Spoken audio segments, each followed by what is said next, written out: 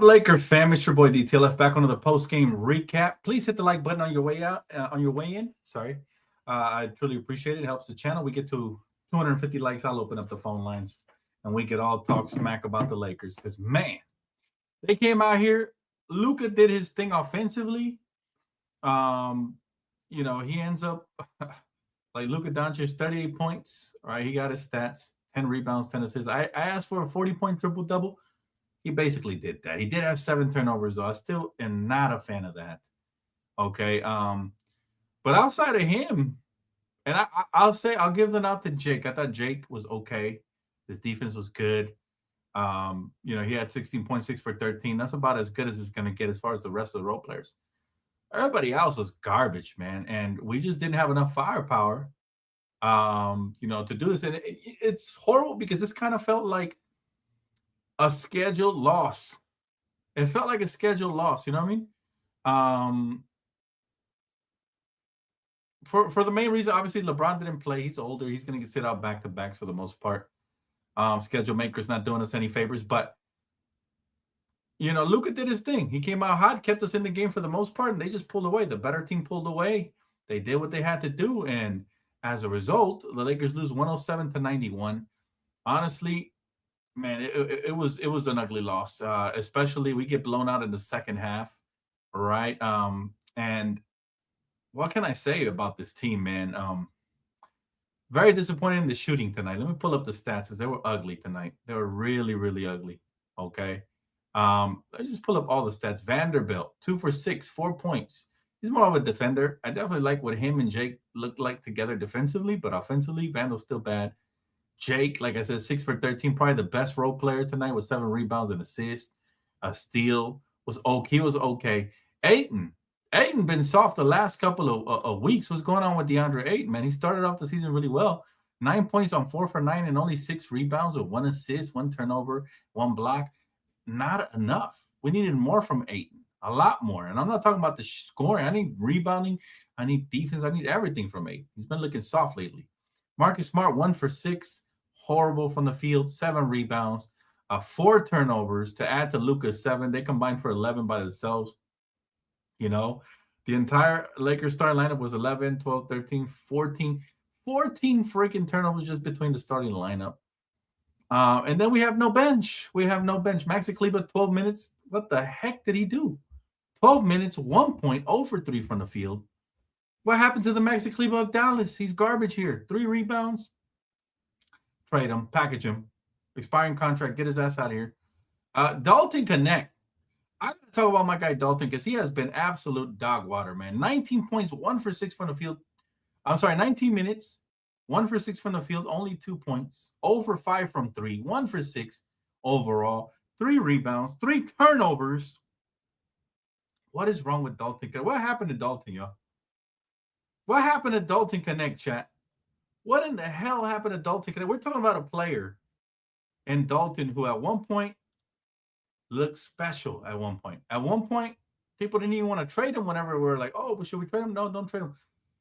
He looked phenomenal. He had that game, a breakout game where he scored 30 plus versus the Suns early in the regular season, his rookie year. And now he can't scratch. He can't do anything. 1 for 6 from the field? 1 for 6 from the field for Dalton Connect. What is wrong? This guy out here looking like prime Adam Morrison when he got to the NBA. I'm in shock. What a horrible turn his career has taken. And I feel bad for him, but at the same time, I don't, because you got to put in the work, man.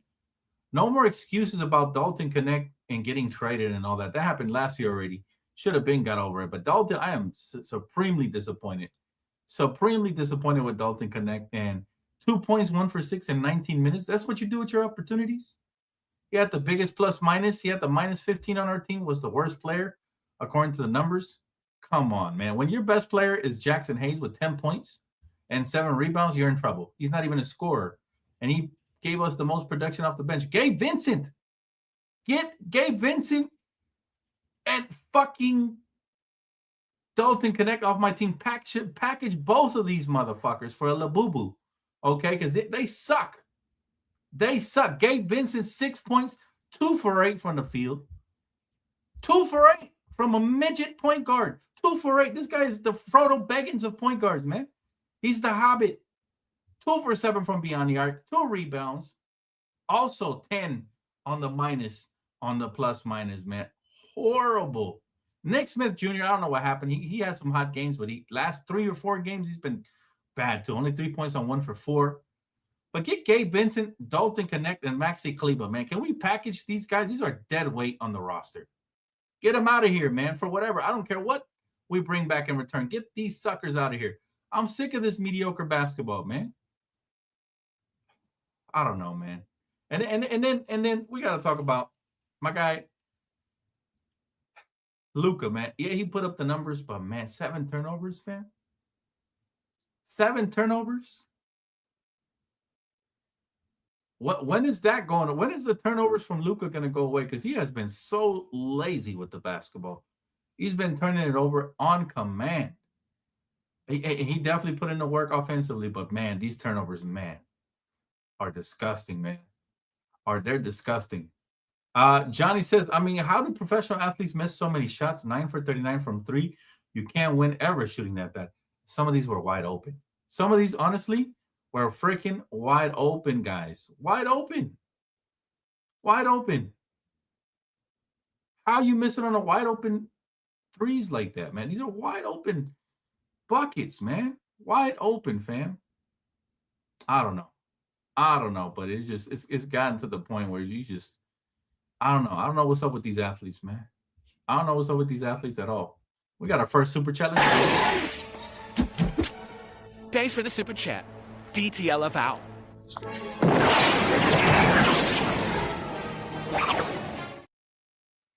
My guy Isaiah Jordan, appreciate you, man. He said, I'm so tired of only beating bad teams, giving us false sense of hope. Can't even score 100 in today's NBA. This team ain't it. Here's the thing, right? We're going to look at this team. The apologists are going to say, well, we played a back-to-back. Well, so did the Spurs. Well, now the apologists are going to look at this team. They're going to say, well, LeBron didn't play. Austin Reeves didn't play. Rui didn't play. And that's fine if you want to give them that. But we competed for the most part. We just didn't make shots. And to me, if you're Mark Walter and you're Rob, you're looking at this team and you're seeing what they're lacking. They're lacking bench scoring depth. If you don't believe me, again, women lie, men lie, numbers don't. Let's pull up the stats really quick, and we can see how bad they have been from the bench. All right, their bench, okay, 1 point for Maxey, 2 points for Dalton, that's 3, 10 for Jackson Hayes, that's 13, another 6 for Gabe Vincent, that's 19, 3 for Nick Smith. That's a grand total of 22 points off the bench. Let's go see what the Spurs bench. One player by himself, Keldon Johnson, 27 points. All right, 6 for Jeremy Sohan. That's 33 points just with 2 players. Okay, 2 for Carter Bryant and 16 for Victor Wembanyama and 2 for Dylan Harper. They quadrupled. All right, I wouldn't say quadrupled. They tripled the scoring from the Lakers. They more than doubled for sure. It is ridiculous, man. It's ridiculous the fact that their other teams' benches come in here and they just completely destroy us. And who do I blame? I blame Rob Pelinka because he brought in Gabe Vincent. At the time, it looked like a good contract, but now it's looking like $12 million wasted. He's looking like the next. Honestly, Gabe Vincent is looking like the next Lil Dang. Wasted money allocated in the wrong places, Isaiah. It's horrible, man. We don't have the punch when our stars are missing. Our stars are missing. And credit to the Spurs. They have the depth. They put it together. They did what they had to do. But, man, this team, it leaves a lot to be desired, man. It leads a lot to be desired. My guy Logan says, shout out to Luka for playing back-to-back. Gave you a 40-piece triple-double. Luka did great, but it still wasn't enough. You know? It wasn't enough, man. And it's really disappointing to see that the Lakers have all this star power, but it seems like we're top-heavy. We got to figure out how to get these other guys involved. We got to get these lesser players more involved or ship them out of here, man, like I said. Yeah, Gabe Vincent definitely needs to go. I agree with you guys. Gabe Vincent has been an atrocity since he arrived here. I don't know what happened to Miami Heat, Gabe Vincent. Same thing with Kendrick Nunn. What happened? I don't know. These guys aren't made for the real limelight, I guess, because they're just not effective. And we come out here, we lay an egg against the Spurs. They're coming off of a back-to-back too. Wemby's coming off the bench. They're going to get better. We have to get better. You saw what happened. First of all, I want to talk a little bit about the Trae Young deal. Do you guys believe the Lakers could have gave them expiring contracts, no picks for Trae Young? Because that's what Washington just gave them. There's no way in heck the Laker tax is real. There's no way we could have got a player of the magnitude of a Trae Young. Not saying we wanted him, or not saying that we needed him, but teams like the Wizards, because nobody envies them, give gifts. They get gifts. Trae Young was a gift. CJ McCollum and Corey Crisper for Trae Young was baffling. All right. Now, the Lakers might not be able to get a player of the caliber and magnitude of a Trae Young, but I actually think that this trade that happened set the market a little bit before the trade deadline. And for those reasons, we may be able to get somebody like a Herb Jones. Maybe it lowers it because if Trae Young didn't bring back a first round pick, ain't no way in hell that Herb Jones should either. Ain't no way. That might be their asking price, but they're gonna sit there with that asking price. Ain't no way. And yeah, I can't believe that trade happened either, Darius. I can't believe it. But it's to the point where I'm just like, man, teams always get star players. We're talking about Trae Young, a player that's still in his prime, right? Right. A player that they got on pennies to the dollar and they lose nothing. Because if you're Washington, you got nothing to lose. If Trae Young doesn't work out there, at least you're selling tickets. But even this season, Trae Young's averaging 19 points and 8.9 assists per game, shooting 41% from the field. That's a lower season for him. But Trae Young is still in his prime, man, and he's somebody who's gonna be in Washington, assuming he signs an extension for years. He's only 27. He's not even 30 yet. It's crazy to think both Luka and Trae Young are both the same age, both got drafted together, and both got traded away. This is insane, man. It just shows you what a failure franchises can be when they don't build properly with their stars, through their stars, around their stars, however you want to say it, right? TW Money said, DTLF, why are we playing three centers right now? What three centers? We're playing. Who are we playing? We're playing Jackson Hayes and DeAndre Ayton. Those are the only two centers we're playing. Maxi Kleber's not a center. They're playing him at the center position, which is out of position. He's a power forward at best. You know what I mean? Like, he's over here trying to guard Wemby. Wemby's going to cook him. He's going to destroy him. He's going to absolutely destroy him. So appreciate the super chat money, but they're only playing two bigs. And the third one, it's not really a big at all. He is not a big, man. And so I don't know. But again, trade season is upon us. I think one of the dominoes fell. We're hearing now that it could be Anthony Davis could be next. This was a piece they had to move in order to try to acquire Anthony Davis. He might be next. You might see a trade happening over the next couple of either hours, days, or weeks that involves Anthony Davis going to the Atlanta Hawks, centered around Zachary Rizichet.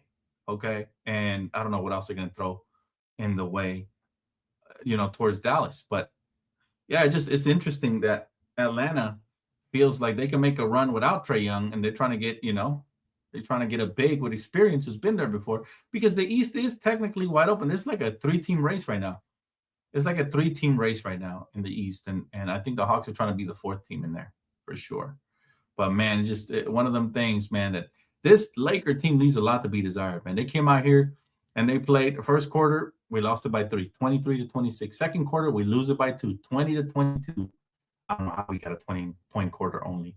And then third quarter, we lose it by 6 again, 25-31. We lost every quarter. Fourth quarter, we lose it by 5, 28-23.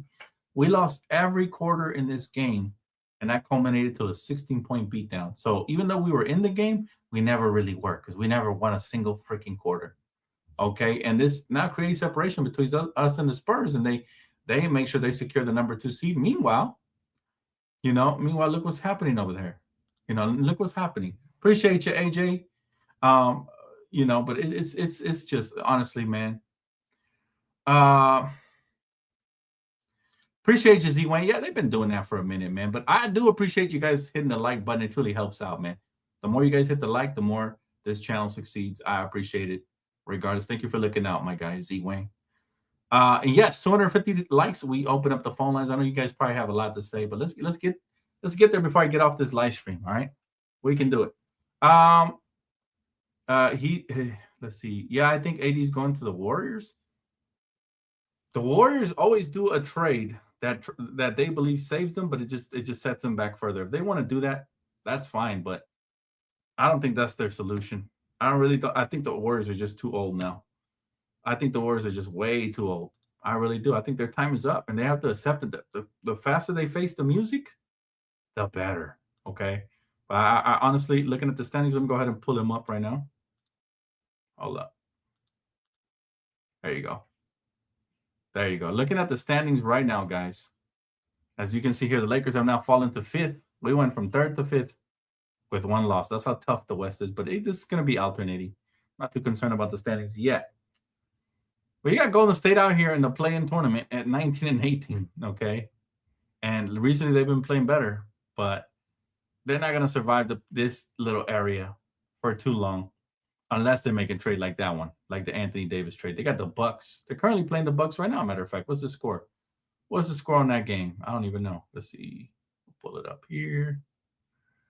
They beat the Bucks. They beat the Bucks tonight. So again, this is a team that, depending on their schedule and how weak it is, that's how they're going to perform. They're going to do good against the weak teams. They got Sacramento coming up next, Atlanta, Portland, New York, Charlotte, Miami. So again, then their schedule starts getting tougher around this area. So, the one thing about Golden State is they always tend to make a trade to save their season at some point. But that's only setting them back further because they're losing more young talent, right? And they're losing more.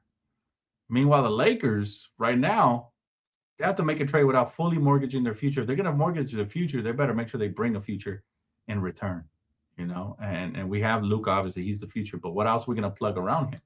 But as you can see in the standings, man, the East is wide open right now. You got Detroit, you got New York, you got Boston.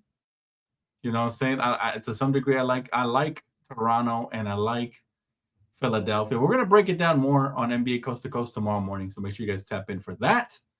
But, there's a couple teams here that aren't being taken serious, like Atlanta. Atlanta wants to be taken serious. They're tired of being playing. They're trying to move up to the top 6. Okay, this is why they're making trades right now. They're wheeling and dealing. Meanwhile, the Mavs have absolutely no reason at 14 and 23 to keep Anthony Davis. I've been saying this. I've been on the record. There's been some pushback in the chat, but I've been saying it. They have absolutely no reason, zero reason to hold on to Anthony Davis. Honestly, I wouldn't even hold on to Kyrie, if I'm being honest. I wouldn't even hold on to Kyrie either. I would completely start the rebuild from scratch. That's what they need to do, Let's see here. Got a Spurs fan in the chat. My guy says, Spurs fan here. Much respect to Lakers. Respect, bro. He said, I think once LeBron retires, he has nothing left to prove. You'll be a much better team. It's still dangerous to face y'all. Good luck with the season. Appreciate the classic comment, man. Same to you. Same to y'all, man. Congrats on the win tonight. But I'll say it, man. I don't even think LeBron's the problem right now. The biggest issue that the Lakers have right now is, in my opinion, if I had to pinpoint one issue, it is the bench. Because as you can see, we stayed in the game until the bench kept coming in. Dalton is not who we drafted. We drafted somebody that we thought was going to be a bucket getter, and for the first about month and a half of his career, he was exactly that. Then it was like Space Jams when the powers got stolen. He didn't have nothing left all of a sudden, and got benched, then got traded. Trade got rescinded, and the rest is history. Just like his career, if he continues to play like this, it's going to be history. So Dalton isn't what we drafted. We whiffed on Jalen Hashifino. That's 2 whiffs right there. I'm not going to talk about the second-round picks like Bronny because we don't draft those to be productive right away. We hope to get a gem back there and eventually develop them. But, a Theoro, second-round pick as well, probably not ready. He's been very injury-prone this season to start, so that's not necessarily a good thing. We whiffed in free agency. We completely whiffed with Gabe Vincent. This dude is utter garbage, okay? We're talking about just straight Gabe Vincent. Why is he on my team? Get him off. We whiffed with him, right? Completely whiffed with him. Maxi Kleber, well, he wasn't a free agent, but he's a 33-year-old on the roster doing absolutely nothing, making $11 million. I'd love to get that off the books for sure. Obviously Marcus Smart was a good signing. DeAndre Jordan was a good signing, but Gabe Vincent is a big issue for me. Same thing with Maxi Kleber. Those contracts we have to figure out what to do with them. We need to do away with them, if anything, you know what? Everybody's saying Kobe Buffkin. He looks great in the G League, but until we bring him up and we see what he's really got with the main squadron, we can't really comment too much on it because time and time again, we've seen players kill it in the G League and then come up, and then it's a different level to this, right? But if he can hoop the way he's been doing it lately, then yeah, I'd be all in for it. I would completely be all in for Kobe Buffkin getting the call up. But then you have to remove somebody else. Who are you going to remove? Drew Timmy? He hasn't even got an opportunity to really shine. He's been getting them a garbage time, and when he gets into the game's over, and he maybe gets one or two touches, and then somebody else like Dalton jacking up shots. So it's really tough to evaluate certain players right now. He said, "Man, I miss my boy Max Christie." I feel that. Remember when we made the trade? I said, even though it hurts to lose AD, we got Luka back. For some reason, it hurts more to lose Max because he was coming into his own. He was starting for us. People forget that. And he was actually putting up some serious production as a two-way player in this league. And that has continued. He's broken out with the Dallas Mavericks. Let me see if I look up his what he's averaging, but he is having a career year. I'm very happy for the kid for sure. But I wish that would have been with us. He's averaging 12 points, shooting 48% from the field with 3 rebounds and 2 assists. As a two-way player, that's really good numbers. Really good numbers, Just a couple of nights ago, this boy dropped 24 points against the Rockets, 10 for 13 from the field, 4 for 6 from beyond the arc with 7 rebounds, 2 assists, a steal, and a block. So, again, Max Christie having a breakout year. You love to see it for him. Unfortunately, he's no longer a Laker. But those are the type of players that, obviously, we could utilize, What happened between Jeremy Sohan and Vanderbilt? I mean, they got into it a little bit. Nothing really happened, man. Just the little words were exchanged. Vandal probably wasn't happy. I don't know about what, maybe the final bucket. I don't know. But yeah, again, if you don't want to get angry like that, you got to just take care of business on the court, period. Yeah. Let's see. Super chat, appreciate you. Isaiah Jordan says ESPN reported we are the first top 4 team to have all losses by 12 or more, but win all the clutch games in NBA history. Up to this part, thoughts? Still hope? Well, it just shows you how this team is. It's either extremely lacking in a certain department, which is depth, with the lack of bench depth, as we saw right now, man. They scored over 40 points off the bench. We barely scored 22. Right? So it shows that this Laker team could have a trade or two, or maybe even 3 before the trade deadline if we really want to make some sort of a true push to address some of those needs we have, whether it's backup rebounding, backup defense, but most importantly, backup scoring. When Luka, LeBron, and Austin go to the bench, we have nothing, which is why I was a proponent of bringing either Austin Reeves off the bench or Rui or both, because that would give us a little bit more of parity, right? But yeah, we need some bench production. And it highlights that for me, for sure. On a night like tonight when LeBron is not there, you can see some of the ball handling is gone. Outside of Luka Doncic, nobody was really playmaking or scoring like that. So, it just shows our lack of depth when I feel like we're a top-heavy team right now. After LeBron, Luka, and Austin, there's not a lot of point production as far as scoring goes to pick up the load if any of those guys get injured, foul trouble, or any sort of suspension or anything like that. So, again, I'd look to a player like Malik Monk as a combo guard off the bench, to give us some valuable minutes. He'd do everything that Dalton isn't. Everything we brought Dalton in to do, Malik would do that, I'd also like a backup big, a true big, not Maxi Kleber, because Maxi Kleber to me is just a dead roster spot. He has not been good at all. I know he's been injured a lot, but when he does get minutes, like tonight, he goes over, okay? So, I mean, there's several things there, Isaiah Jordan. It's a very interesting stat line for sure. It shows that we're either together and clutch at the end, or we're very apart and, we're lacking depth. That's what it shows to me. And again, it shows that we have potential, but we're not going to fulfill it unless we make the right moves before the trade deadline, right? After All-Star break. So, again, let's see how this turns out. But the Lakers leave plenty of room for significant improvement. And tonight, Lakers struggled mightily with shooting, man. The shooting has been so bad, right? We shot 35% from the field, 34 for 86, 35%. I'm sorry, 39%. Not even in the mid-40s, fam. That's bad. Meanwhile, the Spurs shot 48%. That's a huge difference, man. That is a huge difference. That's your ball game right there, And we shot 23% from beyond the arc. Our free throw shooting isn't much better either. And Starts with our leaders, LeBron and Luka. We shot 63%. We left 8 points at the free throw line. 8. Okay. We got our rebounder as well, 45 to 50. We only had 16 assists, and I told you guys about this, man. When we get less than 25, we struggle. We got 16 tonight. We had 9 steals to their 10. We only had 2 blocks to their 5. Most of those were Wemby. Shout out to Wemby. He's an absolute beast. And then we had 17 turnovers. What did I say about turnovers? Got to keep it under 15, and even less when we're missing certain players. So, again, the Lakers struggled from many different departments. Man, our offensive struggle and poor shooting is the main reason we lost this game. Back-to-back fatigue is not an excuse. They played last night as well. And then, again, we gave up a lot of second-chance points. Meanwhile, the Spurs, they had a balanced attack. They moved the ball. They did a little bit more than we did. And they didn't even have a great game either. So a lot of their players were missing shots as well. So it wasn't like like they were great either. That makes them even scarier because when they're firing on all cylinders, well, we have a chance, right? Dan, do you think JJ schemes or heavy minutes, short rotation is affecting shooting percentage? It might. It might, man. Especially coming off a back-to-back. I can see that. Heavy legs for sure affect the jumper. Anybody who hoops knows that. Heavy legs for sure impact the jump shot. But, okay, that's JJ's philosophy, man. 9-man rotation. I don't know why. Let's see. How many did he play tonight? Did he? Please don't tell me. I know for a fact he didn't have a 9-man rotation by default. Only because he played garbage time players like Drew Timmy. But let's see how many players played more than 10 minutes. Let's see. Gabe Vincent, Nick Smith, Jackson Hayes, Dalton, and Maxi Khaliba. So he had a 10-man rotation tonight. Still wasn't enough.